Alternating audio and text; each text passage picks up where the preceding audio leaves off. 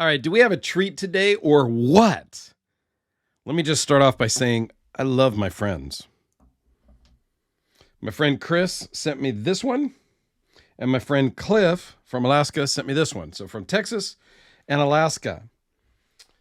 And when I did the unboxing of Chris's knives, I mentioned that this one was for sale. I think literally 10 or 15 minutes later, Cliff emailed me and asked if it was still available and what it would take to buy and all of that. And we went through the details. So Cliff bought it that day, right then and there, done deal, which was super awesome. And Cliff said, I'm going to send you my Pena collection because he had the Pena frame lock. And he kind of wanted me to compare it with the liner lock. So I'm super grateful because I think it's very cool. And it's kind of a treat to see. Now, these are both customs. These are not the Pena X series. These are the Enrique Pena handmade custom Talon frame lock, Talon liner lock. Okay. So we're going to see some similarities. We're going to see a little bit of differences. There's a price point difference and all of that. And I just realized that I totally forgot to look up the blade steel on this one. That's okay. This one may actually be for sale now too, because Cliff has replaced it with this guy. Yes, the obvious choice for me too would be this more dressy version. Okay, so let's talk about the specs and get that out of the way really quick. It's almost identical on both of these. And then we'll talk about some of the differences, some of the distinctions and things like that. Okay, so stay tuned. 4 5/8, 8 1/16, 3.46 blade, 3.29 cutting edge, 0.0017 behind the edge, 0.144 blade thickness, weighs in at 4.8 ounces.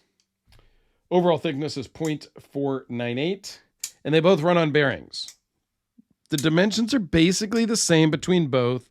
The liner lock version is slightly thicker. I don't even know if you're going to be able to tell here, but with the calipers, it was, I think instead of 0.498, it was 0.501 or something. It was very similar, minimal change in thickness. Okay. Obviously, this is a Damascus blade. This one, I don't remember. I think it's maybe, I don't even know. I'm not even going to say. If you're interested in this, make a comment down below. Send me an email. I got to confirm with Cliff that it is actually for sale because in his note, he says, I think it's time to sell. So if you're interested, hit me up and we'll figure it out. I'll put you in touch with Cliff.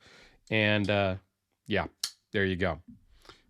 Let's take a close-up look at the frame lock. This is the more, I'm not going to say traditional version, but this is, the more everyday man's version of this knife. Hand rub satin finish, titanium scales, blue hardware, and blue anodizing in the quote-unquote speed holes. I think that's a very nice touch.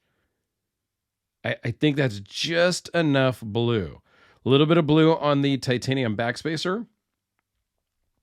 Titanium pocket clip, blue hardware, and really no branding on the blade other than the name, which I think is a classy way to do it. It looks really good.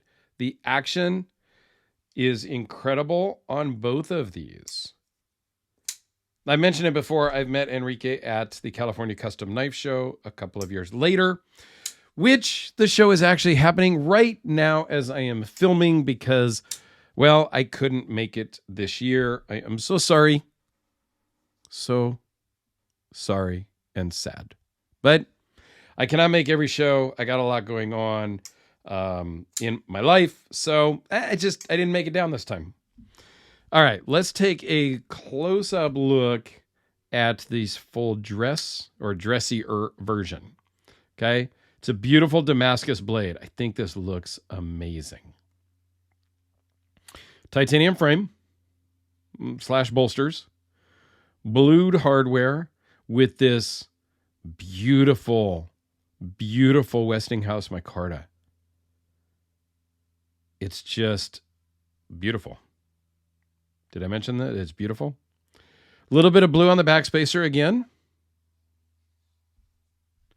Damascus pocket clip with blued screws. Blued hardware here as well. I mean, it's just stunning.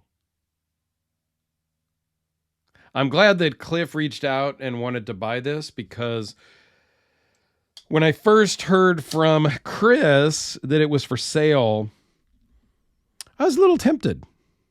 I'm not going to lie. I've never owned a Pena knife.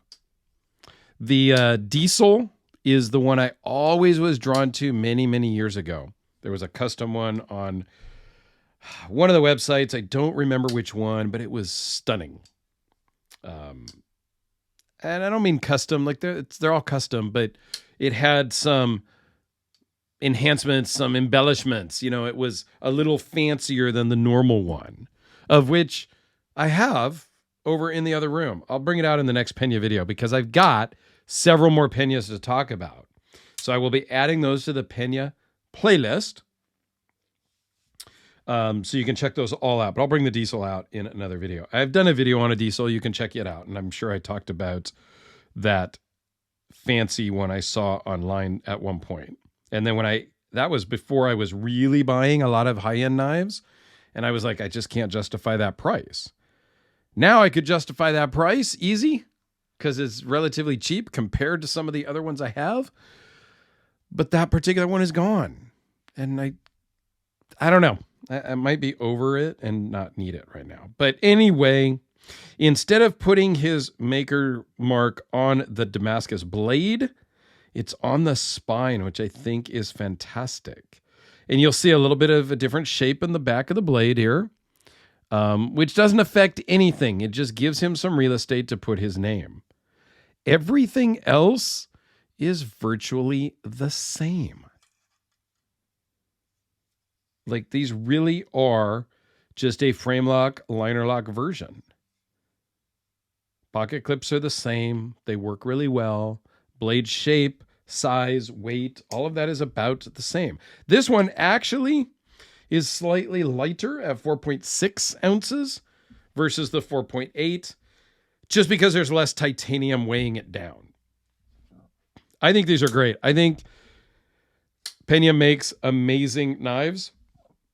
And he's a heck of a guy to just sit and chat with at a show.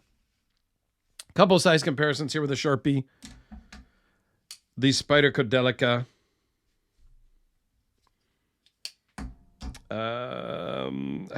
Sometimes when I'm grabbing stuff, it's just to kind of show, because you guys may not know what the interface is. But here is the VC Edge interface. And how about a custom Hellraiser with some dust on it, because it's just been sitting over there. And last but not least, today, because I'm feeling a little nostalgic, missing the California Custom Knife Show, the Sharknivko Ryu.